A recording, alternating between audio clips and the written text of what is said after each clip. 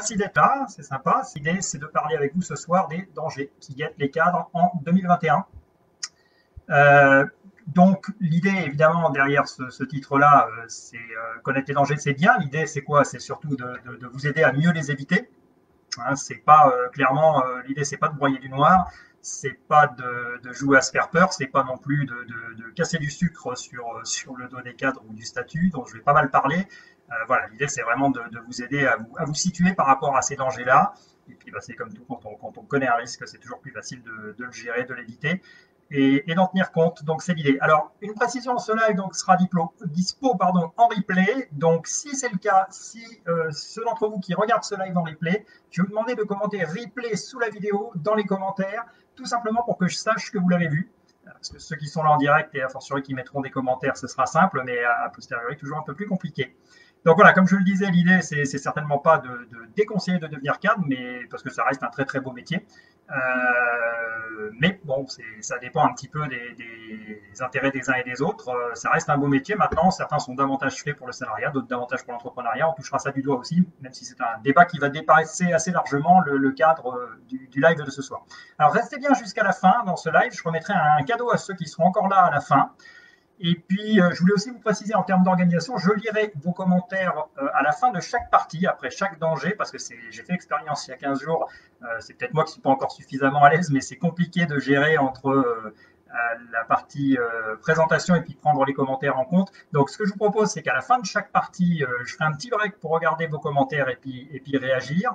Et puis, on prendra 5 minutes à la fin de ce live pour, si vous avez d'autres questions, des points que je n'ai pas abordés ou sur lesquels vous souhaitez revenir, n'hésitez pas, je vous le dirai à ce moment-là, mais vous pourrez poser vos questions et j'essaierai d'y répondre à la fin du live.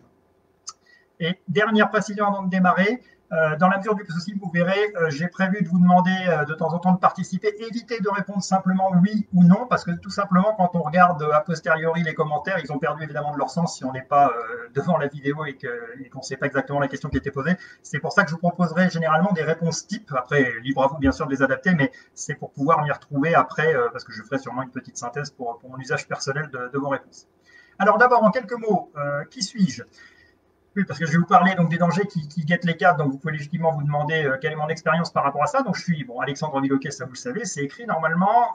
Ce que vous savez peut-être moins pour certains d'entre vous, donc je suis mon parcours, je suis ingénieur de formation. Et puis j'ai été cadre pendant une vingtaine d'années dans l'industrie. J'ai eu des fonctions de manager d'abord et puis de cadre dirigeant sur mes dernières années. J'ai terminé en tant que patron de site. Enfin, je dis terminé, en tout cas cette expérience-là pour l'instant est en suspens puisque il y a maintenant pratiquement 2 ans jour pour jour, j'ai pris la décision de prendre une année sabbatique. Que j'ai démarré quelques mois plus tard, donc à la fin de l'année 2019. Et dans le cadre de cette année sabbatique, eh bien, j'ai d'abord créé un blog qui s'appelle 11 mois pour changer de vie. Et puis plus récemment, j'ai créé un groupe Facebook qui s'appelle Sors du cadre pour changer de vie sans démissionner trop vite, et dans lequel, avec pas mal de cadres, on échange autour de ces problématiques-là, du changement de vie pour les cadres, de la façon de s'y préparer, de gérer toutes les idées reçues, etc., etc. Voilà, donc voilà pour moi un petit peu mon historique personnel. Alors, je voulais commencer aussi par peut-être resituer un point, parce que j'ai trouvé ça intéressant. Je parle des cadres, que beaucoup d'entre vous ce soir sont des cadres. Finalement, c'est intéressant de savoir que le statut cadre, il n'est pas vraiment très clairement défini, ou en tout cas, il l'est avec des textes qui étaient un petit peu poussiéreux, puisque ça remontait aux années 50. Et l'an dernier, je ne sais pas si vous le saviez, mais l'an dernier, il y a eu un accord national interprofessionnel qui a été signé entre les différentes organisations syndicales, patronales, salariales, autour du statut de cadre pour mieux le définir. Alors d'ailleurs, ça m'intéresse, première interaction, si vous connaissiez l'existence de cet accord, n'hésitez pas à me le mettre, donc mettez typiquement je connaissais l'existence de cet accord, ou bien au contraire je ne connaissais pas l'accord, si ce n'est pas le cas, parce que moi personnellement, très honnêtement, je l'ai découvert. Alors, ce qui est intéressant, c'est que donc cet accord-là, en fait, il venait en réaction un petit peu à des changements profonds qui se sont produits quelques mois plus tôt, puisque vous savez probablement que le système de retraite a été profondément modifié, que l'AGIRC a été intégré à l'ARCO, alors que l'AGIRC, quelque part, c'était essentiellement ce qui distinguait les cadres des non-cadres. Et donc, finalement, il y avait une nécessité de redéfinir le statut cadre, ce qui a été fait donc, dans cet accord national interprofessionnel de juin 2020. Et donc, je vous livre simplement les 3 critères. C'est intéressant parce que vous verrez que j'en reparlerai par la suite. De temps en temps, c'est un peu paradoxal. Alors, un cadre aujourd'hui, en 2020 ou en 2021, c'est quelqu'un qui a d'abord un niveau de qualification élevé ou une expertise élevée. Donc ça, ce qui est intéressant, c'est qu'on dit que cette expertise, elle est reconnue à travers un diplôme ou une expérience, hein, clairement. Donc on ouvre la porte, bien évidemment, aux personnes qui sont devenues cadres par leur expérience professionnelle. Donc ça, c'est le premier niveau, le niveau de qualification. Deuxième critère, un haut niveau de responsabilité. Et responsabilité au sens très large, donc ce qui est évoqué dans l'accord, c'est social, économique ou sociétal. Et puis, troisième point, un degré d'autonomie important dans l'organisation du travail. Donc voilà ce qu'est un cadre aujourd'hui, ce qui constitue en tout cas le statut du cadre.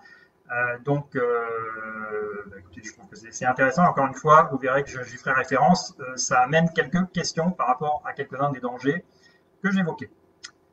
Voilà, donc je ne sais pas effectivement si vous aviez connaissance de cet accord-là. Alors, je vous propose qu'on rentre dans le vif du sujet et je vais vous parler aujourd'hui, ce soir, de 6 dangers qui, selon moi, guettent les cadres. 6 dangers. Le premier d'entre eux, c'est un danger qui est peut-être, c'est peut-être celui qui peut sembler le plus anodin, mais finalement, ça peut être assez insidieux.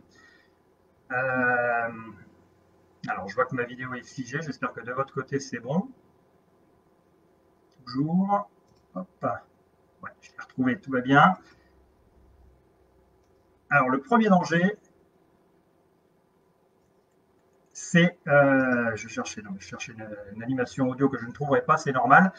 Donc, ouais, le premier danger, c'est, je dirais, je ne sais pas si vous connaissez la chanson Deviens génial de Vald, c'est ça que je voulais vous mettre en fond sonore. Et ben, le premier danger pour les cadres, c'est pas Deviens génial, je pars du principe que vous êtes tous géniaux, bien entendu, mais c'est Deviens banal. Deviens banal, c'est le premier danger. Alors, pourquoi Deviens banal? Parce que, pour plusieurs raisons. Il y a une premier point, c'est qu'il y a eu une explosion du nombre de cadres dans alors je vais dire les dernières années, mais ça ne date pas d'hier. Hein. Aujourd'hui, les cadres représentent 19% de la population active. C'était 2% dans les années 50 et c'était à peu près 10% au début des années 80. Donc aujourd'hui, voilà, une énorme explosion de la représentation des cadres dans la population active, à tel point que vous avez des secteurs où il y a majoritairement des cadres, hein, à peu près 60% en moyenne dans les sièges sociaux. Et vous avez même certaines entreprises où il y a 90% de cadres. Alors, clairement, lorsque vous avez une telle proportion de cadres, ça enlève beaucoup de sens au statut, puisque cadre, il y a quand même cette notion, même si bien sûr, je vais y revenir, on n'est pas forcément manager lorsqu'on est cadre, mais quand même, on se définit par rapport à d'autres populations. Donc lorsqu'il n'y a plus que des cadres ou majoritairement des cadres, clairement, le statut s'est banalisé. Le deuxième point, donc j'y reviens tout de suite, on parle souvent de cadre et assimilé. Alors pourquoi cadre et assimilé? Parce que eh bien, vous avez effectivement des cadres managers, mais vous avez des cadres non managers, ça vous le savez probablement, et vous avez aussi des managers non cadres, hein, donc ce qui amène pas mal de confusion. Beaucoup d'agents de maîtrise sont managers, mais n'ont pas le statut cadre. Donc quelque part, ça entretient aussi une forme de confusion, et je ne suis pas certain de ce point de vue-là que le statut de 2020 réponde bien à ce point-là. Bon. Après, alors pourquoi, on peut se demander pourquoi ça a explosé à ce point-là. Alors il y a plein de raisons différentes. Il y en a une qui est probablement pas la seule et unique, mais qui n'est pas négligeable pour autant, c'est l'apparition des RTT. Parce que clairement, il ne faut pas se voiler la face, le fait de pouvoir passer des gens au statut cadre, c'était la possibilité pour l'employeur de proposer des forfaits jours qui étaient quelque part plus faciles à gérer, plus favorables. Et donc, il y a pas mal de personnes, pas mal de postes qui se sont vus ouvrir le statut cadre, ce qui n'aurait pas été possible probablement avant, essentiellement pour des questions de forfait jour RTT. Donc, voilà, parfois, ça tient à des petites choses, mais c'est comme ça. Pourquoi devient banal? Parce que globalement, je considère également que vous avez beaucoup de contraintes finalement qui se sont ajoutées sur les cadres et qui font qu'aujourd'hui ils connaissent à peu près les mêmes contraintes que les autres catégories. Alors je vais prendre quelques exemples. Énormément de reporting, je pense que vous ne me contredirez pas. Alors le reporting, ça a probablement toujours existé, il ne faut pas être naïf non plus sur ce point-là, mais le reporting, pour moi, quelque part, lorsque c'est trop poussé, ça s'oppose à la notion de confiance, et les cadres, quand même, au départ, ce sont des personnes en qui l'employeur, l'entreprise a toute confiance. On leur demande d'être loyal et en contrepartie, on accorde la confiance. Et quand vous demandez de plus en plus de reporting sous une forme, sous une autre, je pense que quelque part, ça contribue à atténuer cette notion de confiance au niveau du cadre. Après, deuxième exemple que je peux vous donner, vous avez beaucoup de domaines où la réactivité est devenue clé. Alors c'est vrai que tout change et de plus en plus vite, hein, clairement, donc ça, il n'y a pas moyen de s'en affranchir. Donc c'est logique, on demande à tout le monde, y compris les cadres, d'être réactifs. Maintenant, des fois, ça arrive à un point tel qu'on demande aux cadres de faire effectivement de ce que j'appelle et ce qu'on appelle en langage scientifique du quick and dirty, savoir quelque chose qui va être bâclé, hein, si vous voulez, quelque part, mais bon, on peut dire aussi qu'on va à l'essentiel, c'est plus positif. Alors c'est vrai que quand vous avez des cadres qui sont de formation, en particulier de formation scientifique, avec des gens qui ont peut-être une petite tendance au perfectionnisme, c'est un petit peu frustrant peut-être de se retrouver la plupart du temps en mode réactif et pas pouvoir aller au fond des choses. Et donc ça, c'est une contrainte qui existe évidemment pour toutes les catégories, mais qui a rattrapé largement les cadres avec cette notion de réactivité. Et puis dernier point que je vous donnerai, qui là aussi fait que les cadres s'alignent quelque part sur les autres, c'est que vous avez pour de plus en plus de cadres, et je vais y revenir par la suite, une vraie difficulté à trouver du sens dans leur poste, dans leur boulot. Là aussi, c'est vrai pour d'autres catégories, évidemment, d'employés. Mais voilà, c'est quelque chose qui se développe et qui est peut-être assez nouveau malgré tout au niveau des cadres, qui ne se posaient pas forcément ce genre de questions il y a 20-30 ans. Et là aussi, on s'aligne un peu sur les autres catégories. Et puis donc, pour terminer là-dessus, pas mal de points que je vais évoquer avec vous, mais c'est le point principal. Vous verrez que les autres dangers, je passerai probablement plus rapidement. Il y a de mon point de vue, et là aussi vous pouvez me dire ce que vous en pensez, c'est intéressant. Il y a ce que j'appellerais une perte de prestige du statut. Parce que quelque part, oui, le statut cadre, à une époque, être cadre, c'était quelque chose, il y avait une forme de prestige qui était associée. Et je vais vous l'évoquer, je pense qu'il y a plein de raisons qui font qu'aujourd'hui, ce statut a perdu son prestige. Et donc, si ça m'intéresse d'avoir votre retour là-dessus, est-ce que vous avez déjà vécu, depuis que vous avez commencé à travailler, une forme de déclassement d'une façon ou d'une autre? Vous avez des exemples de choses auxquelles vous aviez droit, entre guillemets, donc ça peut être des avantages, ou bien ça peut être tout simplement des notions d'autonomie, de pouvoir, etc. Avez-vous connu un déclassement depuis que vous avez commencé à travailler? Y a-t-il des choses que vous regrettez, que vous pouviez faire par le passé, que vous ne pouvez plus faire? Donc là aussi, ça m'intéresse. Dites-le moi en commentaire. J'y reviendrai à la fin de cette partie-là. Alors, de mon côté, voilà ce que j'ai en tête lorsque je vous parle de perte de prestige du statut. D'abord, je pense que les cadres ont perdu pas mal de pouvoir. Et la notion de place dans la hiérarchie, alors pouvoir au sens très large, la notion également associée de place dans la hiérarchie, pour moi, voilà, on n'a plus le même positionnement des cadres, au sens large, des cadres. Je vais expliquer après que ce n'est pas la même chose pour les cadres dirigeants, mais enfin, lorsqu'on est cadre intermédiaire, je pense qu'on se sent aujourd'hui de moins en moins proche du top management de l'entreprise.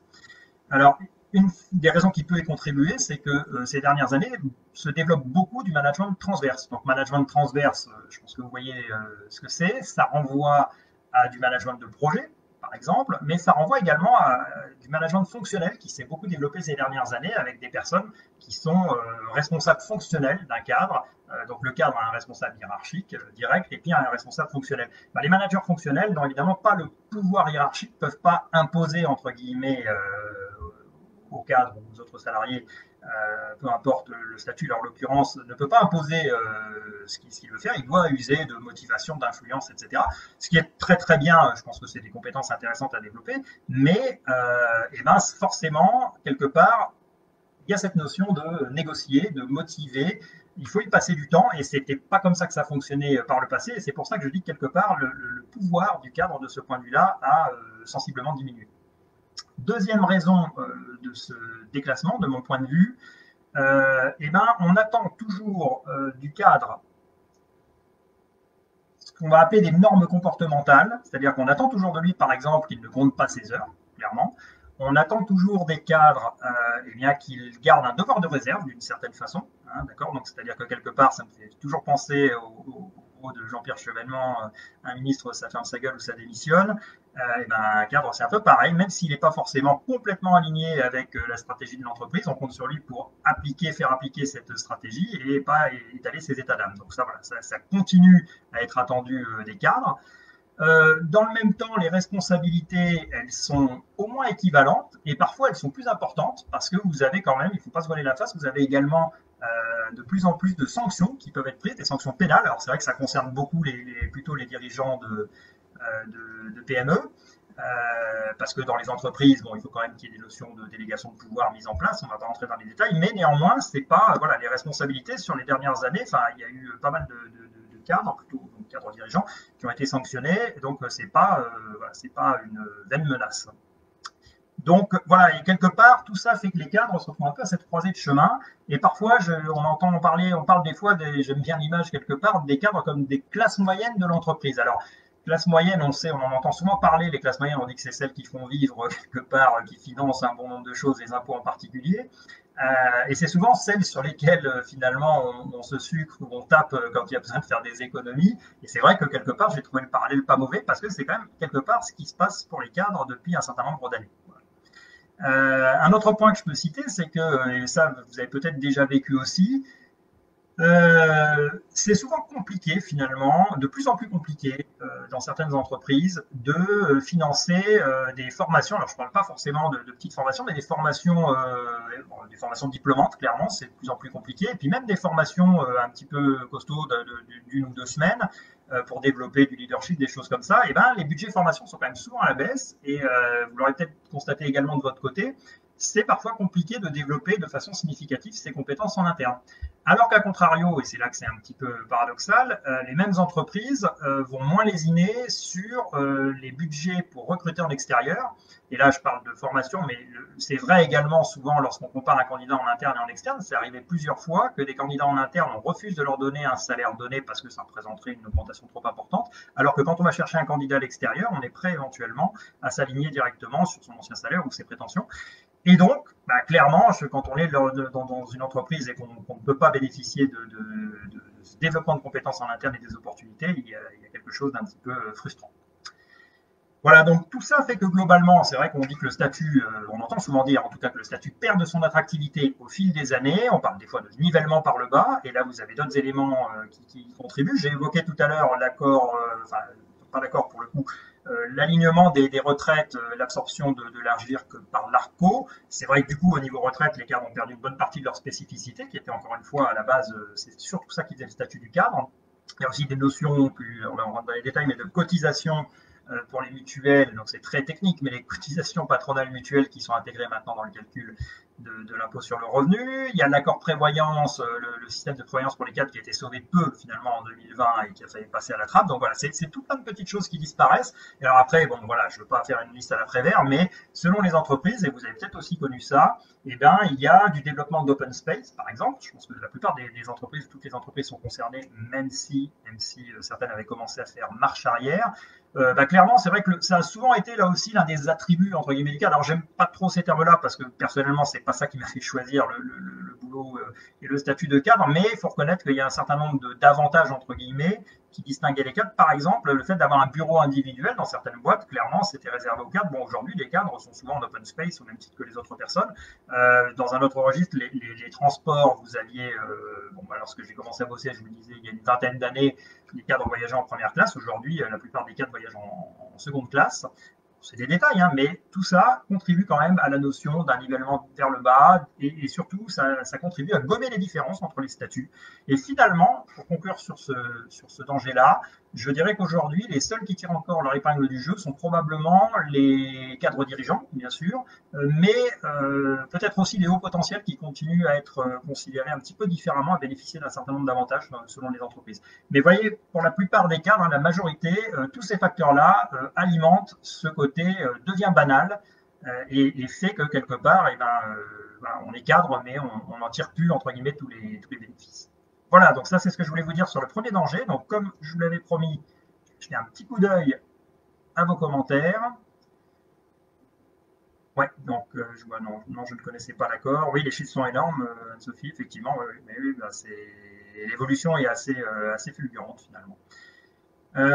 Perte de la voiture de fonction liée à un poste sédentaire, mais j'ai gagné en rythme de vie. Oui, ça, effectivement, des fois, il peut y avoir des avantages derrière, mais effectivement, les voitures, pareil, on revient assez souvent sur ce type d'avantage-là, clairement. Et puis, Nico, tu dis, personnellement, j'ai de plus en plus de mal à marcher dans le sens de la politique demandée par la société. Elle évolue dans un sens inverse à ma philosophie de vie. J'ai changé ma vision des choses et mon plan de vie. Ouais, alors ça, effectivement, on en parlera un petit peu plus tard. Du coup, je te propose, on reviendra sur ce point-là parce que ça fait écho un petit peu à des éléments que je vais aborder dans l'un des dangers, l'un des derniers qu'on va aborder ensemble. Ok. Merci pour vos retours. Alors, le deuxième danger, après, devient banal. Le deuxième danger, c'est de subir les mutations technologiques et organisationnelles. Alors, Qu'est-ce que j'entends par là? Clairement, avec le développement, donc quand je dis mutation technologique, c'est tout ce qui est numérisation, hein, globalement, très clairement. Et quand je parle de mutation organisationnelle, bah, évidemment, ces technologies contribuent à ce phénomène puisqu'elles permettent souvent d'avoir des organisations à plat, puisque c'est de ça dont il s'agit. C'est l'idée de casser les fameuses pyramides à la française. Je ne suis pas certain qu'elles soient si franco-françaises que ça, mais enfin, il faut reconnaître que c'est vrai que dans beaucoup de sociétés, en particulier en France, il y a des strates très importantes en termes de management. Donc là, l'idée, la tendance du moment, clairement, vous l'avez probablement constaté, c'est d'aplanir les organisations, de mettre moins de niveaux intermédiaires, ce qui n'est pas une mauvaise chose en soi. On parle souvent d'entreprises agiles, voire même dans des systèmes un peu plus extrêmes et assez intéressants. D'ailleurs, il y a un système de management qui s'appelle l'holacratie, je ne sais pas si vous connaissez, H-O-L-A, holacratie, qui est assez intéressant et qui décentralise complètement le pouvoir. Donc voilà, on en pense ce qu'on veut, c'est pas, je ne fais pas un procès d'intention là-dessus. Par contre, clairement, ça ne va pas forcément dans le sens de mettre en avant les managers, puisque l'idée c'est d'avoir moins de managers ou de dispatcher quelque part leurs responsabilités sur l'ensemble des salariés. Donc ça, c'est une première raison qui fait que quelque part, bah, le cadre en tant que manager, là probablement plus spécifiquement, est en danger. La deuxième raison, c'est que bah, il n'y a pas évidemment pas que les cadres qui malgré tout subissent cette tendance-là, et vous avez dû constater que dans beaucoup d'entreprises, il y a eu eh bien, un coup de balai, on va le dire comme ça, qui a été donné sur tout un ensemble d'activités. J'ai en tête en particulier les activités de gestion, tout ce qui est communication, tout ce qui est secrétariat. Moi, je suis assez impressionné par le nombre d'assistantes qu'on a aujourd'hui dans les usines. Ça a baissé de façon drastique par rapport à il y a une vingtaine ou même une dizaine d'années. Et donc, eh ben, clairement, ces fonctions-là, aujourd'hui, eh ben, ce sont essentiellement les cadres, les managers, hein, parce que là aussi, on peut élargir, pour le coup, même les agents de maîtrise ont récupéré pas mal des missions de ces postes qui ont disparu. Et donc là, bah, c'est une mutation organisationnelle, on comprime un petit peu les effectifs, on diminue ces fonctions-là, parfois on externalise, mais souvent, on se retrouve à demander aux cadres d'assumer un certain nombre de tâches qu'ils n'assumaient pas jusque-là. Et ça va contribuer ben, quelque part à une charge de travail plus importante. Et donc là, on reviendra sur la charge de travail plus tard, donc je ne vais pas en dire beaucoup plus. Mais ça contribue aussi à une forme de dilution. Et on peut revenir un petit peu sur le côté banalisation que j'évoquais précédemment, parce que bah, je pense que voilà, lorsqu'on se lance dans des études d'ingénieur, d'école de commerce, on n'a pas forcément prévu de gérer des plannings de congés, de gérer des réservations de billets de train, etc., etc. Alors, ça, c'est la partie organisationnelle. Je vous disais, mutation technologique. Alors, on peut revenir sur deux éléments particuliers. Il y a la notion de blockchain, dont vous avez probablement entendu parler. Alors, la blockchain, c'est une technologie, entre guillemets, qui est à la base et qui permet tout ce qui est Bitcoin et autres crypto-monnaies. Là, ce n'est pas les crypto-monnaies dont je veux vous parler. Mais la blockchain, qu'est-ce que c'est finalement? C'est un système qui permet de fiabiliser les transactions. De façon relativement simple, on va le dire comme ça. Donc, autrement dit, lorsque vous avez une blockchain qui est opérationnelle, eh ben, vous n'avez plus besoin, ou beaucoup moins, de réguler, de coordonner, voire même d'améliorer tout un ensemble de transactions. Et l'idée, la tendance, ça va être d'essayer d'appliquer cette blockchain à tout un ensemble de processus dans les entreprises. Et ben, lorsque ce sera le cas, et il n'y a aucun doute sur le fait que ça va arriver, eh ben, il y aura moins besoin de contrôle, et il y aura moins besoin d'un certain nombre de cadres pour gérer ces aspects-là, et progressivement, il y a de grandes chances qu'effectivement, les machines, entre guillemets, la blockchain en particulier, récupèrent un certain nombre d'attributions aujourd'hui dévolues aux cadres. De la même manière, vous avez l'intelligence artificielle qui va intervenir dans tout un ensemble de processus, et même dans certains processus, typiquement recrutement, où on pourrait s'attendre à ce que ça reste domaine réservé pour l'humain, et ben vous avez aujourd'hui des systèmes, donc c'est tout ce qui est, on parle des fois de deep learning, etc. Ben, typiquement, ce qui est assez marrant, c'est que vous avez, je ne sais pas si c'est marrant d'ailleurs, mais vous avez des systèmes qui permettent d'analyser très finement les micro-expressions du visage. Et donc, dans des recrutements, ça peut être utilisé pour être capable de détecter lorsqu'un candidat est mal à l'aise, etc., etc. Donc, bon, ça a d'autres applications aussi. Mais donc ça, bon, c'est des choses qui c'est intéressant de le savoir, mais vous voyez que derrière, ça veut dire effectivement que ça peut aussi intervenir et supplanter un certain nombre de fonctions, en particulier des cadres. Donc, finalement, sur ce second danger, je ne vais pas en dire beaucoup plus, mais derrière ces mutations technologiques et organisationnelles, clairement, mon message, c'est le suivant, c'est qu'il n'y a pas de, d'abord, ça va se mettre en place, c'est comme ça, c'est une évolution logique quelque part, technologique, et qui n'a pas à regretter particulièrement. Par contre, soit on le sait, on s'organise et on fait avec, soit on l'a subi, hein, comme la plupart de ces dangers-là. Et le danger, par contre, là, c'est que si vous subissez, vous allez vite devenir obsolète en tant que cadre. Donc là, l'idée, c'est vraiment de voir comment faire pour devenir ce qu'on pourrait appeler un cadre augmenté qui va tirer profit de ces mutations technologiques, par exemple, mais qui ne va pas se réaliser du jour au lendemain que sa spécificité, elle est complètement reprise en main par des machines et qu'il n'a finalement plus de rôle dans l'entreprise. Donc ça, c'est un point, je pense, assez important à avoir en tête. Alors, je regarde s'il y a des commentaires particuliers là-dessus. Pas spécialement. Je sais pas. Je sais qu'il y a toujours un petit décalage, donc je sais pas. Écoutez, n'hésitez pas si vous avez des questions là-dessus. J'y reviendrai à la fin pour le coup parce qu'il y a un petit décalage entre le moment où vous allez écrire et le moment où je vais le voir. Donc je vous propose d'enchaîner. Je vais passer au troisième danger. Donc on a vu la banalisation, on a vu les mutations technologiques organisationnelles. Le troisième danger pour les cadres, selon moi, c'est de connaître la précarité. Alors, entendons-nous bien, la précarité reste, vous allez le voir, ce sera quand même moins violent probablement pour les cadres que pour les autres catégories de salariés. Néanmoins, il faut reconnaître qu'aujourd'hui, être cadre, ça n'apporte plus, je le disais tout à l'heure, les mêmes avantages qu'il y a une vingtaine, une trentaine d'années en arrière. Par exemple, il y a une notion qui a pratiquement complètement disparu, même si on s'en défend parfois, c'est la notion de plan de carrière. Je ne sais pas si vous avez connu ça, mais c'est vrai que nos parents, lorsqu'ils, pour ceux qui étaient cadres, lorsqu'ils rentraient dans une entreprise, assez souvent, on était à peu près capable de leur dire, tu vas passer par telle fonction, ça va durer à peu près combien de temps, et puis après tu vas aller à tel endroit, etc. Et on était capable de finalement vous proposer un petit peu un parcours avec, si tout se passait bien, des promotions régulières, et vous saviez, vous avez une forme de visibilité, il y avait une forme d'engagement de l'entreprise pour vous proposer des évolutions satisfaisantes. Ça, aujourd'hui, il faut reconnaître que très peu d'entreprises, à ma connaissance, où ça existe encore. C'est-à-dire qu'il faut reconnaître aussi que d'un autre côté, les cadres et les nouvelles générations sont peut-être un peu moins attachés à l'entreprise et donc il y a beaucoup plus de mouvements.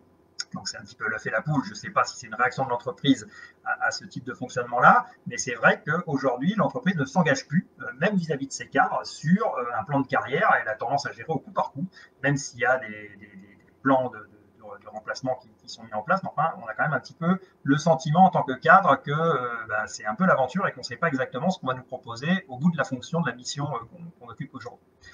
Alors l'autre point, c'est que je parlais fidélité directement des salariés envers l'entreprise, parce que associé à cette notion de plan de carrière, c'est vrai qu'il y avait des carrières longues dans l'entreprise, ça existe toujours aujourd'hui clairement, mais il faut reconnaître que cette fidélité, on a le sentiment globalement en tant que cadre qu'elle est moins reconnue, qu'elle est moins favorisée, peut-être même moins voulue par l'entreprise que par le passé. En tout cas, moi j'ai rarement mis en avant la fidélité d'un salarié. Alors les chasseurs de tête vont même vous dire, si vous discutez avec eux, qu'aujourd'hui c'est mauvais signe sur un CV si vous n'avez connu qu'une ou deux entreprises dans votre carrière. Bon, je n'irai pas forcément jusque-là, mais en tout cas, l'employeur ne met pas souvent en avant cette fidélité pour sensibiliser les cadres et les inciter à rester dans l'entreprise. Donc c'est à se demander des fois s'il y trouve son compte. Derrière ça, qu'est-ce que j'ai en tête ? Typiquement, globalement, vous avez un point qui est souvent le nerf de la guerre, c'est la partie augmentation. Alors la partie augmentation, il y a quand même des choses qui ont évolué assez sensiblement ces dernières années.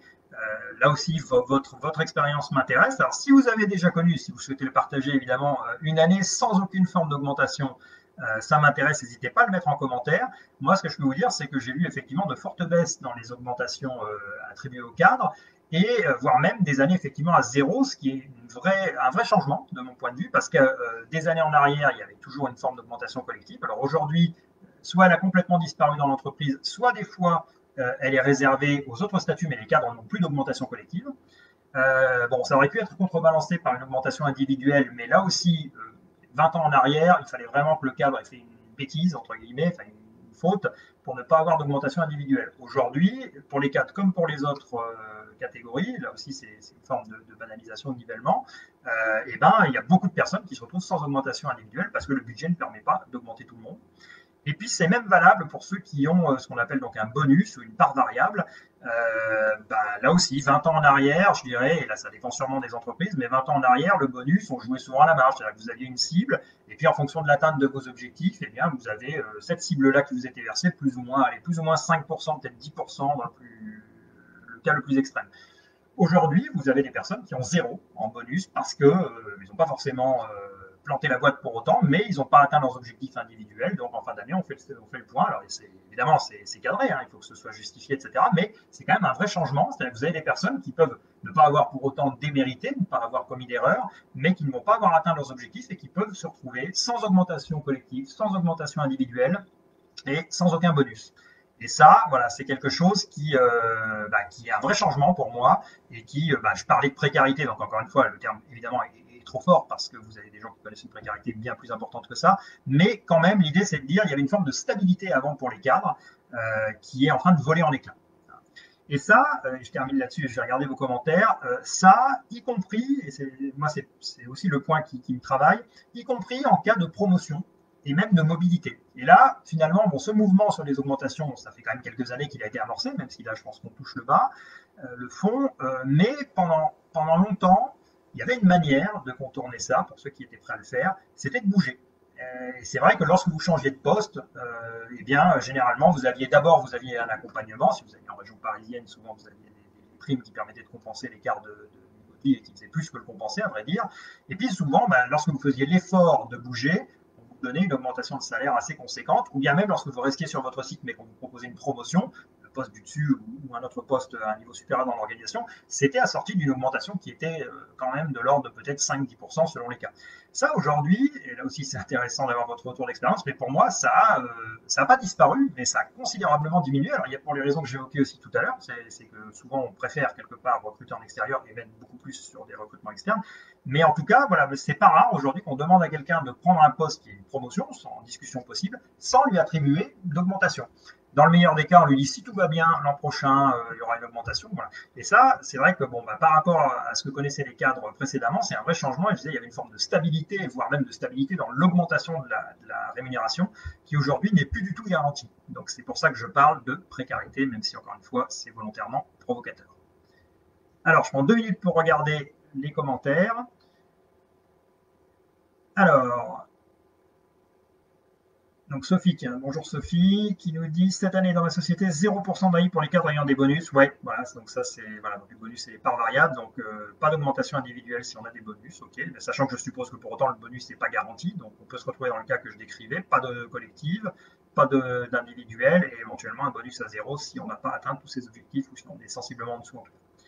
Anne-Sophie dit c'est vrai que ça devient rare pour les cas des augmentations numériques, les enveloppes sont de plus en plus petites. Oui, les enveloppes après, bon, ça dépend des boîtes.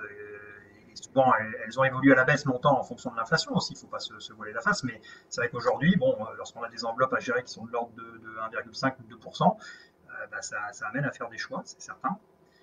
Nicolas dit dans ma société, les cadres n'ont que l'augmentation individuelle en plus d'une prime résultat. Ma société pourtant bien, il est pour l'instant très rare de ne pas avoir de prime ou d'augmentation. Ok, très bien, c'est une bonne nouvelle et une bonne chose, mais comme tu le vois, ce n'est pas forcément le cas partout. Et pour autant, je pense que ce n'est pas forcément lié à des difficultés au niveau de la société en question. Du coup, le site a en quelque sorte biaisé le système pour récompenser les meilleurs. Certains bonus ont été gonflés au détriment des bonus de ceux qui... Oui. Alors effectivement, c'est un peu un système, ça c'est classique de vase communicant, je suis d'accord, lorsqu'on ne peut pas récompenser. Alors évidemment, si le management local estime que le collaborateur a fait une bonne année malgré tout et qu'il serait lésé en n'ayant aucune forme d'augmentation, souvent on cherche à trouver des solutions, c'est vrai. Alors les primes, c'est pas toujours possible, ça a été une possibilité pendant quelques années, mais c'est là aussi souvent hors de question. Et donc, oui, on peut effectivement, voilà, si la personne a le droit au bonus, on peut essayer de rattraper un peu, lui mettre un peu plus de bonus pour compenser le fait qu'il n'ait pas d'augmentation. Ouais, c'est vrai, c'est une bonne remarque, Sophie. Anne-Sophie, tu dis parfois augmentation de 10 € car les chefs veulent augmenter tout le monde et pas vraiment au mérite. Oui, c'est l'autre revers. Alors là aussi, c'est une forme de... alors ça, pour le coup, c'est rarement ce que demandent les entreprises parce que souvent l'idée, c'est de faire plus de sélectivité, on va dire. Mais c'est vrai que lorsque vous avez des managers qui considèrent qu'ils ne veulent pas mettre 0 à quelqu'un qui n'a pas démérité, ils vont avoir tendance à saupoudrer. Hein, c'est typiquement ce que tu évoques.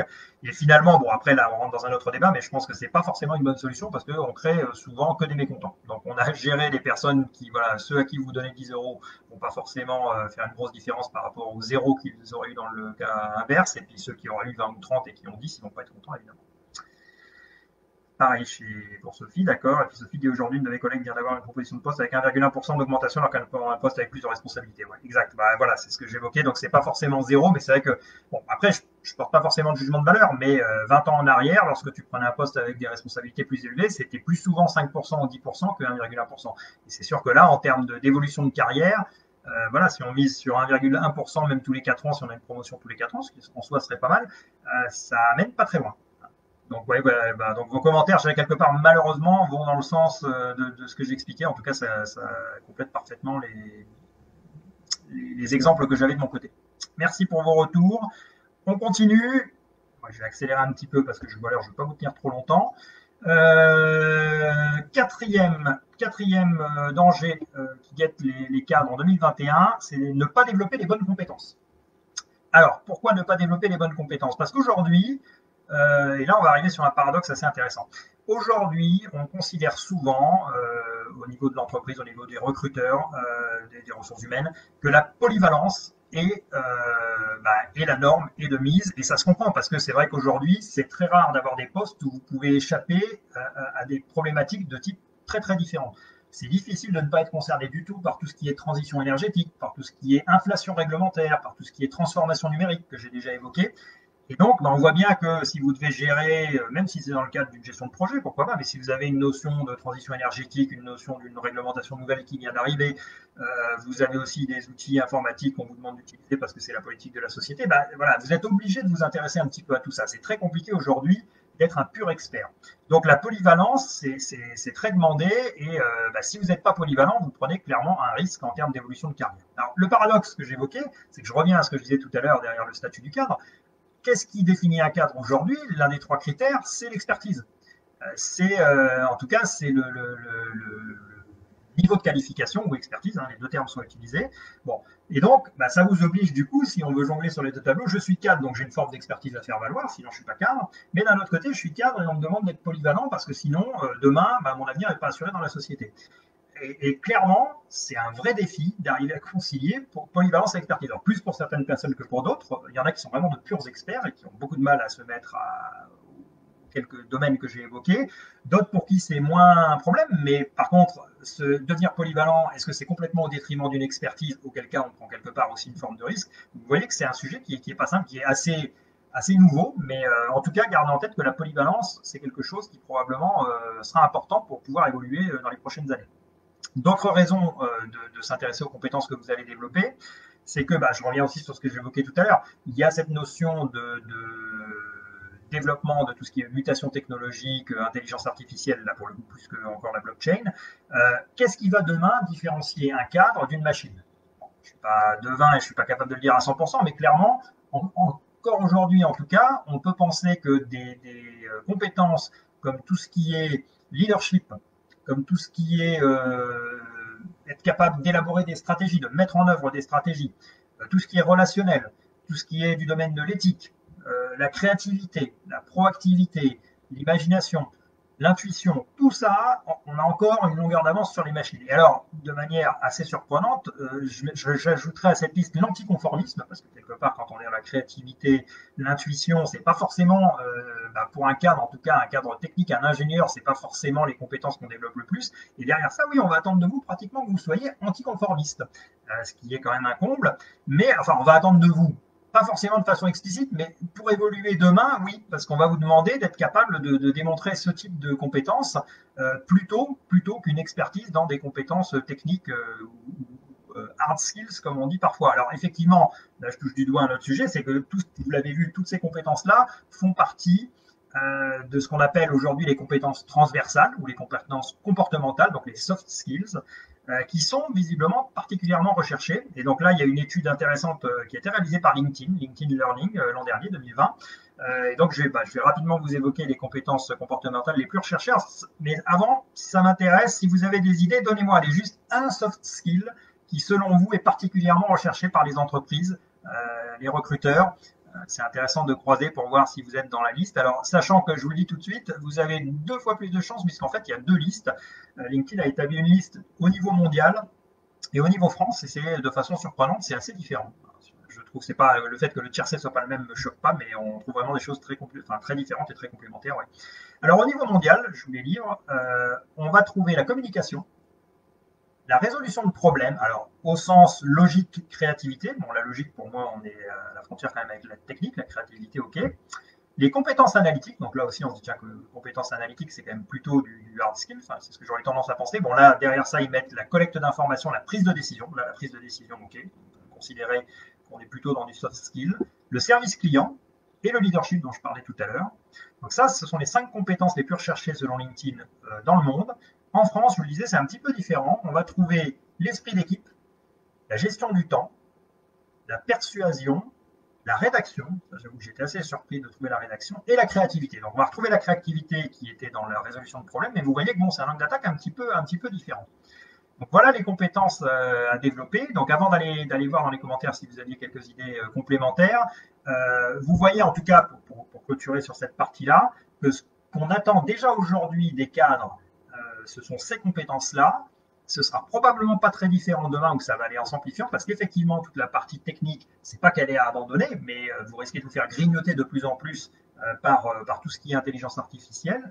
Et donc, ayez en tête, lorsque vous développez vos compétences, peut-être que plutôt que de renforcer une expertise que vous avez déjà et qui est déjà bien installée, c'est peut-être plus intéressant de demander à votre employeur une formation pour développer une de ces compétences-là. Ça vous sera peut-être plus utile pour prétendre à un autre poste demain que de renforcer une expertise que vous avez déjà. Alors, je jette un petit coup d'œil, je navigue entre les deux. Je jette un coup d'œil à vos commentaires. Sophie, tu as dû te sauver. Merci Sophie d'être venue en replay. Tout à fait, tu pourras suivre la fin du live en replay. Sophie, une autre Sophie dit facilité à travailler en équipe. Ouais, donc ça, effectivement, on l'a vu, travailler en équipe, on l'a retrouvé esprit d'équipe en France. Anne-Sophie, tu dis adaptabilité ou reporting aussi. Ouais. Alors adaptabilité, oui, d'une certaine façon. Enfin, c'est pas exprimé comme ça, mais je pense qu'on va le trouver.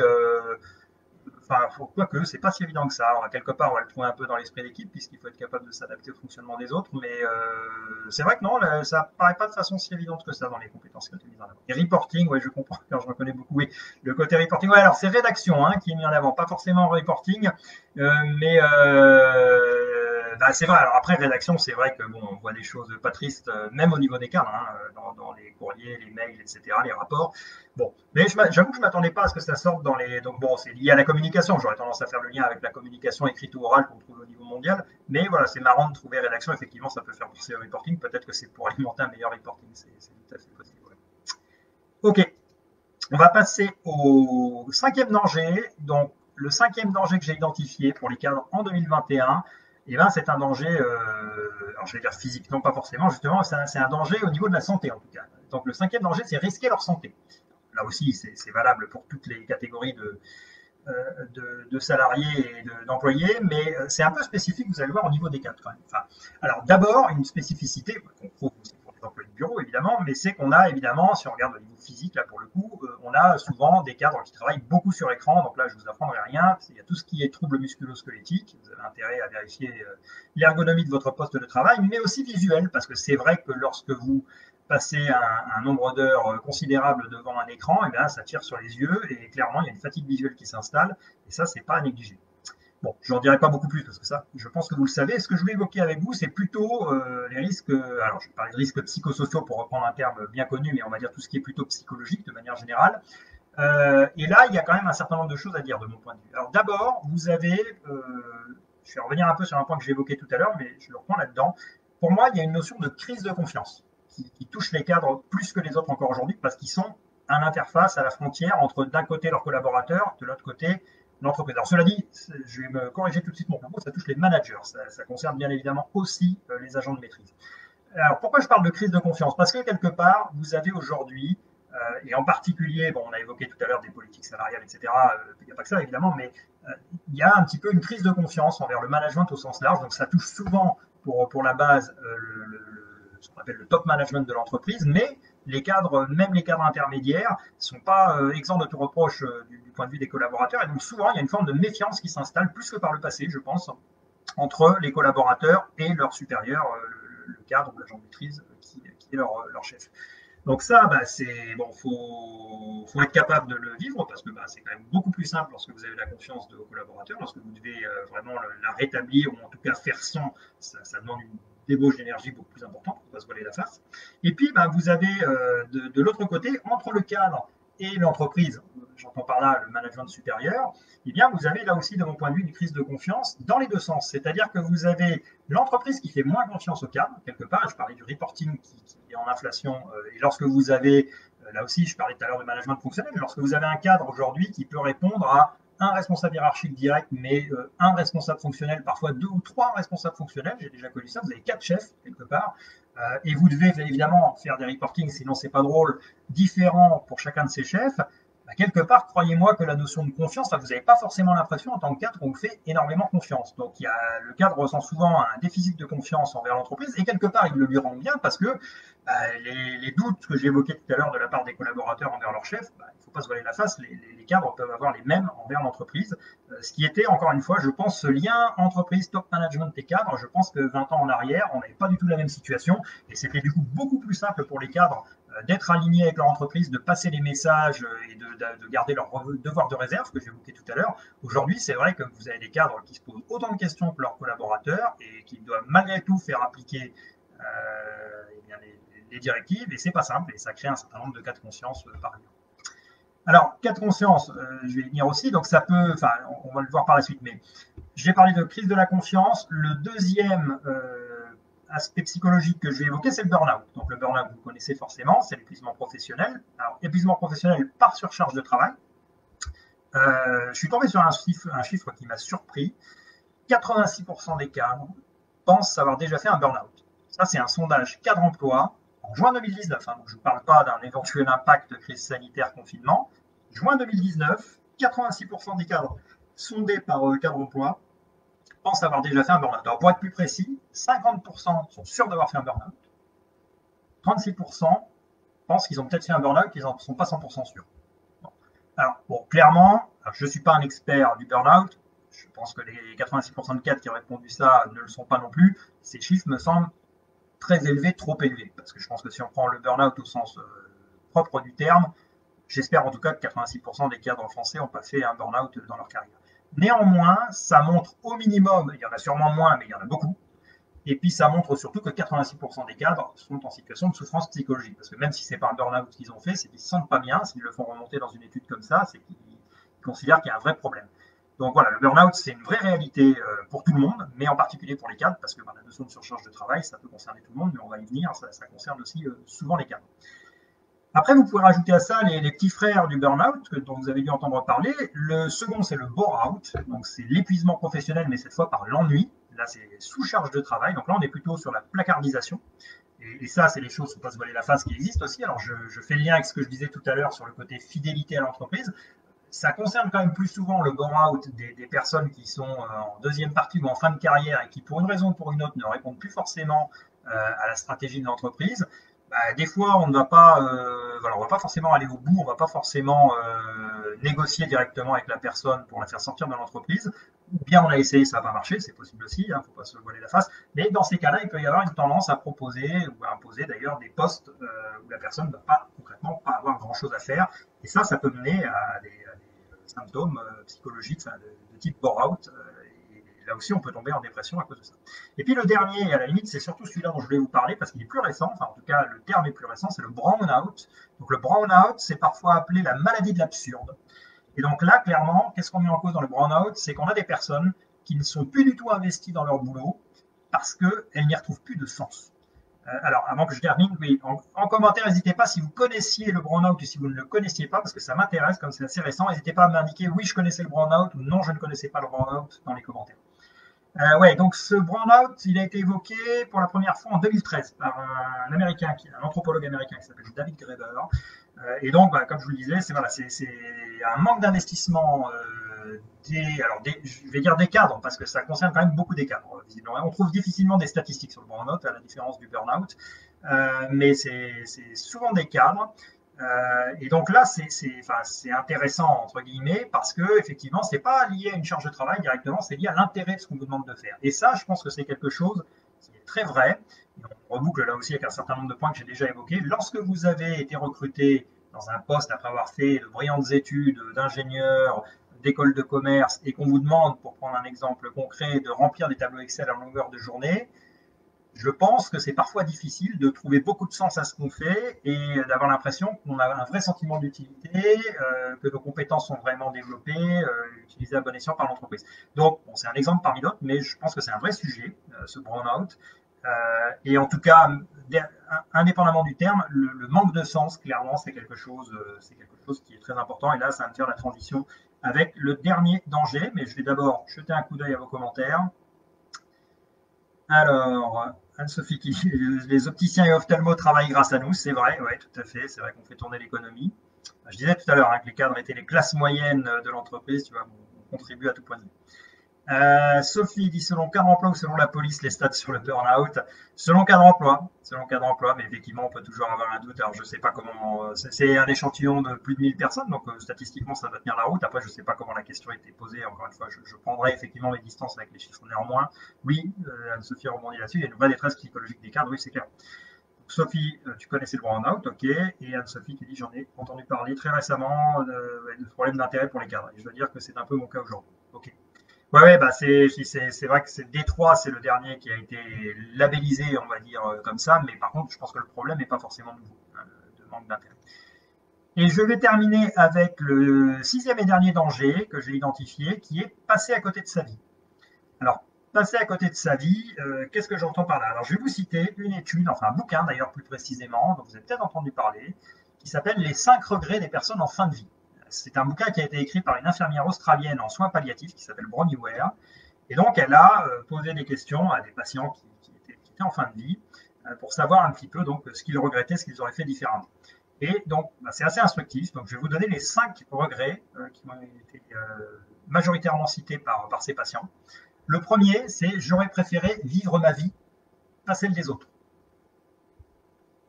Le second, « j'aurais dû travailler moins ». Ensuite, j'aurais dû assumer mes sentiments. J'aurais dû rester proche de mes amis. J'aurais dû m'accorder le droit au bonheur. Alors vous voyez, bon, c'est assez, quand on le remet dans le contexte, c'est quand même assez poignant. Alors moi, je connaissais un exercice assez intéressant où on vous demande de vous projeter sur votre lit de mort ou d'imaginer en tout cas des personnes qui font le discours le jour de vos obsèques. Et on vous demande généralement qu'est-ce que vous auriez aimé, qu'est-ce que vous aimeriez qu'ils disent le jour de vos obsèques. Donc c'est un petit peu la même idée, c'est de se dire je me projette, là ça y est c'est la fin, il n'y a plus d'alternative. Voilà, qu'est-ce que je voudrais avoir fait dans ma vie, de quoi je voudrais qu'on soit fier et pourquoi je voudrais qu'on se souvienne de moi. Là, ça prend encore une autre dimension parce que c'est pas une imagination, c'est véritablement le ressenti des personnes qui savent que quelque part qu'ils n'auront plus pour très longtemps. C'est intéressant parce qu'on voit que dans ces 5 regrets, il y en a 2 qui sont liés au boulot. C'est les 2 premiers. J'aurais préféré vivre ma vie. Alors, vivre ma vie, après, je vais y revenir. Je dis boulot, c'est pas forcément que boulot. Mais bon. J'aurais dû travailler moins, par contre, clairement, bon, là, en numéro 2. Et après, on est plutôt dans les sentiments, les amis, le bonheur. Bon, c'est plus large. Alors, le premier, c'est pour ça que je parlais de passer à côté de sa vie, d'accord? Parce que ça reboucle avec ce bouquin de Bronnie Ware. J'aurais préféré vivre ma vie, pas celle des autres. Alors, effectivement, c'est pas forcément uniquement professionnel. Il peut y avoir plein de raisons qui font qu'on n'a pas choisi telle ou telle composante de sa vie. Mais le boulot, quand même, ça en fait partie. Les études, ça en fait partie. Parce que souvent, lorsqu'on est cadre, et ça, j'ai fait un sondage il n'y a pas très longtemps, qui n'a pas de valeur malheureusement scientifique ou statistique, mais quand même, vous avez énormément de personnes dans ce sondage qui a répondu qu'ils s'étaient laissés essentiellement porter par ces bons résultats. Et c'est un peu le danger lorsqu'on a des facilités scolaires, c'est que quelque part, on n'a pas à choisir. Souvent, la vie choisit pour vous, j'aurais tendance à dire, parce qu'on vous dit, bah, tu as des super résultats, tu dois aller en bac scientifique, tu as des super résultats, tu dois aller en prépa, que ce soit scientifique, commerce. Et donc, il y a quelque part un petit peu le système qui alimente ça, l'école. Souvent, vous avez également le côté familial, les parents qui sont pensés évidemment à mal, mais vont avoir tendance à fonder des attentes pour leurs enfants et pour vous encourager plus ou moins explicitement à aller dans cette voie-là. Et donc, finalement, oui, on se laisse porter. Et on peut, avec un peu de recul, avoir l'impression d'avoir jamais vraiment choisi sa vie, ou en tout cas d'avoir choisi, et là je parle de sa vie et ses études en tout cas, d'avoir choisi à un âge où on n'avait pas forcément toutes les cartes en main. C'est vrai que vous choisissez malgré tout, c'est bien vous qui dites que oui, ok, je veux aller, on a plus ou moins de volonté à cet âge-là, mais on choisit quand même malgré tout de donner le feu vert pour partir dans telle ou telle voie d'études. Mais voilà, avec du recul, on se dit finalement, à 18 ans, à 17 ans parfois, est-ce que j'avais vraiment toutes les cartes en main? Est-ce que j'avais conscience des choix que je faisais, de ce à quoi j'allais renoncer implicitement? Je pense que c'est pas toujours le cas et que c'est même rarement le cas. Donc ça, déjà, voilà, dans le côté passer à côté de sa vie, c'est on fait les choix et après, finalement, on a très peu l'opportunité de se reposer ces questions-là et de choisir de faire autre chose. Vous avez aussi une notion, c'est souvent, on est tellement pris, alors là je reboucle charge de travail, on est tellement pris par son boulot qu'on remet la plupart des choses qui nous plaisent et tous les grands projets, en tout cas, on va les remettre aux vacances, éventuellement au week-end, mais très souvent finalement aux vacances. Enfin, si vous arrivez à les faire le week-end, c'est déjà pas mal, voire même plus sûrement à la retraite. C'est vrai que tiens, tel voyage, ce tour du monde, ou même aller en Amérique latine, etc. Ouais, là, il faudrait un peu plus que 15 jours, ça va être compliqué de poser 3 semaines ou 4 semaines dans mon entreprise, et c'est pas grave, je ferai ça à la retraite. Et on se rend quand même bien compte qu'il y a un côté aléatoire et que malheureusement, une fois arrivé à la retraite, on n'est pas 100% certain d'être en état, enfin c'est tout ce que je vous souhaite, mais de pouvoir voyager. Moi, je connais un certain nombre de personnes autour de moi qui malheureusement n'ont pas fait long feu après la retraite, ou en tout cas qui n'ont pas profité de leur retraite comme ils auraient souhaité le faire. Donc c'est pas très marrant ce que je vous raconte là, mais je suis persuadé que c'est votre cas également et que vous connaissez des personnes qui ont eu des soucis de santé importants. Alors évidemment, à côté de ça, il y a plein de retraités heureux et qui en profitent et tant mieux pour eux. Mais donc, clairement, il faut être conscient qu'on prend un gros risque lorsqu'on reporte ces grands projets à la retraite. Et puis, le dernier point que je voulais évoquer, c'est que lorsqu'on réalise que le métier qu'on exerce ne nous plaît plus tant que ça, pour différentes raisons, et j'en ai évoqué pas mal, et c'est même dans ce cas-là, même lorsqu'on reconnaît envers soi-même, lorsqu'on est assez honnête pour se dire, je kiffe plus mon boulot, ça suffit pas, malheureusement, pour passer à l'acte, entre guillemets, et décider de reprendre les choses en main. Alors, pour plein de raisons. Le premier, il y a un symptôme, entre guillemets, classique, qui est celui de la cage ou de la prison dorée, c'est-à-dire que les conditions, en dépit de tout ce que j'ai pu expliquer avant, même si elles ont tendance à se dégrader, restent quand même relativement favorables. Alors après, ça dépend de votre entreprise. Mais globalement, les cadres sont généralement pas malheureux, sont pas trop mal rémunérés. Donc, il y a un certain statut, une certaine aisance, et on se dit, oui, mais prendre le risque de tout lâcher, c'est compliqué. On a souvent des enfants qui vont faire des études ou des crédits à rembourser. Donc voilà, vous connaissez ce sujet-là, mais je sais ce que je tiens, je sais pas encore ce que je pourrais avoir en allant voir ailleurs. Donc souvent, ce simple fait-là fait que les gens vont pas plus loin dans leur raisonnement. Le second, c'est qu'on se dit, et ça va en plus du premier, pourquoi risquer d'échouer alors que quelque part, jusque-là, j'ai le sentiment d'avoir tout réussi dans ma vie? C'est un peu excessif, mais malgré tout, on se dit, tiens, j'ai acquis une certaine position, même s'il y a plein de choses qui me dérangent. Vu de l'extérieur, beaucoup de gens m'envient. Si je prends la décision d'aller vers une reconversion professionnelle ou même, pourquoi pas, de me mettre à mon compte, je risque beaucoup plus d'échouer et on n'aime pas bien l'échec en France en particulier. Et donc, ce risque d'échouer, souvent, il nous paralyse. Et puis, le dernier élément que je peux citer qui fait qu'on ne va pas forcément quitter son boulot, même lorsqu'il ne nous plaît plus, et ça, j'en ai discuté, c'était l'objet du précédent live que j'ai fait, c'est la culpabilité qu'on ressent souvent lorsqu'on envisage de bouger parce qu'on se dit j'y ai pas le droit. En tant que cadre, finalement, justement, j'ai un statut, c'est ma cage dorée, j'ai quand même des conditions, bon, je me plains, mais c'est pas si mal que ça quelque part. Si moi je bouge, les autres autour vont se dire c'est injuste, il n'a pas à le faire, etc. Donc ce qui est souvent complètement ridicule, et lorsqu'on discute avec les personnes, on se rend compte que souvent elles comprennent parfaitement que même un cadre ait envie de faire autre chose, mais ça aussi, ça peut contribuer à bloquer les gens qui ont, dans l'absolu, auraient envie de changer de métier. Voilà, donc c'est le 6e et dernier danger, et c'est pas le plus négligeable, passer à côté de sa vie. Alors, ne pas passer à côté de sa vie, c'est clairement l'un des objectifs de mon groupe Facebook, donc le groupe Sort du cadre pour changer de vie sans démissionner trop vite. Vous avez le lien, normalement, si vous êtes sur mon profil, dans la colonne intro, qui peut se situer logiquement, alors je ne sais pas dans quel sens est la caméra, mais ça doit être sur la gauche de la vidéo, et puis je vous le mettrai éventuellement dans les commentaires. Clairement, si vous êtes dans cette situation-là, si vous êtes un cadre, vous regardez ce live en replay ou en direct, et vous reconnaissez dans ce symptôme et ce risque de passer à côté de sa vie, n'hésitez pas, rejoignez-nous dans ce groupe-là. L'objectif, c'est justement d'échanger sur les expériences des uns des autres et d'essayer de trouver un petit peu des solutions, de s'encourager mutuellement. Et c'est souvent plus facile lorsqu'on a des personnes qui sont dans le même état d'esprit que nous et qui vont nous tirer vers le haut que lorsqu'on a un environnement qui va peut-être plutôt avoir tendance à vous dire que votre projet est trop dangereux et ridicule, etc. Donc voilà, encore une fois, si ça vous intéresse, n'hésitez pas à rejoindre le groupe Facebook. Voilà, je vous propose, si vous aviez des questions que vous n'avez pas pu poser, je vois, oui, ça fait 1 heure, on va s'arrêter, mais si vous avez des questions que vous n'avez pas pu poser, je vous laisse me les poser, comme il y a ce fameux petit décalage, le temps que vous me les posiez, je vais lire les commentaires que vous avez mis et je réponds aux questions et aux commentaires tout de suite. Ouais, donc Anne-Sophie, tu dis il faut profiter de chaque jour et ne pas attendre. Oui, et c'est souvent l'erreur qu'on commet, hein, c'est qu'on a tendance à se dire, au contraire, je diffère, je parlais des grands projets, mais c'est pas forcément des grands projets. Hein. Des fois on a tendance à repousser en se disant que on sera, voilà, ce sera plus simple de le gérer pendant des vacances plus tard, etc. Et souvent, finalement, on finit par ne pas faire. Ou en tout cas, par faire trop tard et alors que c'est tout à fait possible de reprendre sa vie en main à 40 ans, à 50 ans. Enfin, l'âge n'est pas vraiment un critère.